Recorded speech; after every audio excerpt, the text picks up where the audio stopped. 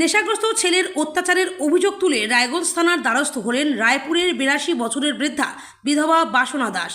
রবিবার বিকেলে তিনি লিখিত অভিযোগ দায়ের করেন।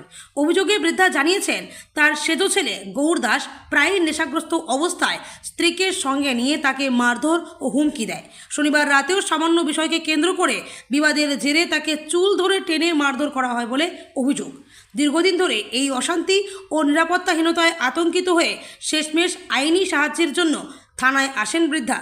পুলিশ সূত্রে জানা গেছে, অভিযোগের ভিত্তিতে তদন্ত করে প্রয়োজনীয় ব্যবস্থা নেওয়া হবে বলে রায়গঞ্জ থানার পুলিশ আশ্বাস দিয়েছে।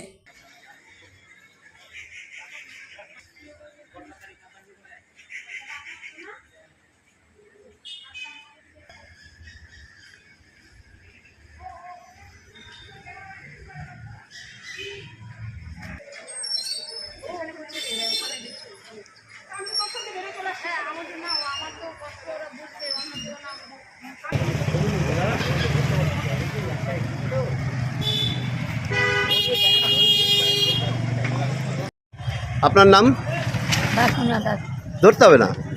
বাসনা দাস, কোথায় বাড়ি আপনার? রায়পুর। আপনি আপনার বয়স কত বলুন তো? 82। কী সমস্যা, কেন থানায় এসছেন? ছেলে মিশা খাইয়ে গালাগালি করে, মারতে আসে গালাগালি। ছেলে কি হুমকি দেয়? কোন ছেলে এটা? কি নাম? কি করে ছেলে? থাকে কোথায় ও?